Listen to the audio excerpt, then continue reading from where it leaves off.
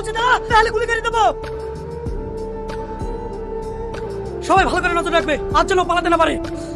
তোর পাটা দেখে তোর পায়ে গুলি লাগেনি, পাশের বাড়ি চলে গেছে। আরে কত উচ্চা ঠক। হ্যাঁ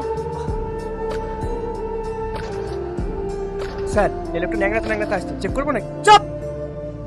তোর মনে হয় এরকম একটা বয়স্ক লোক এই কাজ করতে পারে? সালমা, কি হয়েছে তোমার পায়ে? ও কিছু হয়নি, একটু চোট লেগেছে। কতদিন তুমি এইসব কাজ করবে বলো তো?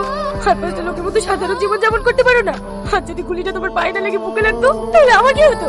আমার কথাটাই বাদই দিলাম, আমার গর্ভে যে সন্তানটা আছে তার কথা ভেবে হলে এইসব কাজ ছেড়ে দিতে পারো। আমারও মন চাই 4-5টা মানুষের মতন চলি, কিন্তু আমি নিরুপায়। আমার বস আমাকে কখনোই এর থেকে বের হতে দেয়। কেন বের হতে পারবে? ও কি তোমার মাথা কিনে রেখেছে নাকি যে ওর কথা মতোই চলতে হবে? অনেক চেষ্টা, ওসব বাদ দাও তো। যাও আমার জন্য এক কাপ চা করে নিয়ে এসো।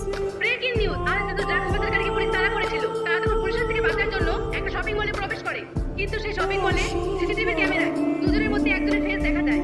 এই মুহূর্তে আপনারা তাকে স্ক্রিনে দেখতে পাচ্ছেন। এই সেই মহিলা। এখানেই শেষ নয়, তারা এমন ভাবে পুলিশের চোখে ধুলো দিয়ে চলে গেছে পুলিশ বুঝতেও পারেনি। এখন এদেরকে পুলিশ পাগলের মতো তন্ন তন্ন করে খুঁজছে। মায়া, হাই মায়া, কি রে হঠাৎ এই সময়? আজকে খবর দেখেছি? না দেখিনি তো, কেন কি হয়েছে? আরে আজকে সকালবেলা মল থেকে পালানোর সময় সিসিটিভি ক্যামেরায় তো ফেস দেখা গেছে। পুলিশ তোকে তন্ন তন্ন করে খুঁজছে। তুই একটা কাজ কর, তুই যে কোনো জায়গায় পালিয়ে যা। আমিও তাই চাই। চল না টনি, আমরা দূরে কোথাও গিয়ে নতুন করে জীবন শুরু করি। এটা মজা করার সময়, তুই তাড়াতাড়ি গা ঢাকা দে। আর আমি আর সিদ্ধান্ত নিয়ে ফেলেছি, হ্যাঁ আমি আমার বউকে নিয়ে অন্য শহরে চলে যাবো। আসছি। ওগো, আমরা চলে তো যাবো, বাড়ির মালিককে কিছু বলেছো তো? ও নিয়ে তোমার টেনশন করতে হবে না, রাত 10টায় ট্রেন, আমি এর মধ্যে ঠিক বলে দেবো। হ্যাঁ মায়া বল। অ্যাক্সিডেন্ট হয়েছে? ঠিক আছে, আমি এক্ষুনি আসছি। আমিও যাবো। ঠিক আছে, তুমি তাড়াতাড়ি আসো। বস, মায়া কেমন আছে? ভালো নেই, ওর অবস্থা খুবই খারাপ। এখানে পেশেন্টের গার্জিয়ান কে আছে? ইমিডিয়েটলি ও নেগেটিভ ব্লাড লাগবে, না হলে কিন্তু পেশেন্টকে বাঁচানো যাবে না। ও নেগেটিভ ব্লাড আপনাদের ব্লাড ব্যাংকে নেই? আরে থাকলে তো হয়ে যেত। আপনি ইমিডিয়েটলি ব্লাডের ব্যবস্থা করুন, না হলে পেশেন্টের কিছু হয়ে গেলে কিন্তু আমাকে দোষী করবেন না। আমার রক্তের গ্রুপ নেগেটিভ, আমি ওকে রক্ত দেবো। এ তো খুব ভালো কথা, তুমি রক্ত দেবা? এসো এসো এসো, মানুষের বাঁচানো মহৎ কাজ। চলো চলো চলো। এখানে সালমান নামের পেশেন্টের গার্জিয়ান কি আছে?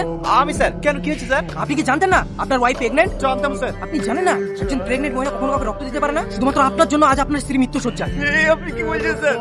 আমি বুঝতে পারিনি না এরকম হবে। আমার স্ত্রীকে আপনি বাঁচানোর চেষ্টা করুন স্যার, প্লিজ। আমি দেখছি কতটা কি করতে পারি। স্যার, আমার সালমা, আমি সালমা কেমন আছে স্যার? সরি, আমি আপনার স্ত্রীকে বাঁচাতে পারলাম না।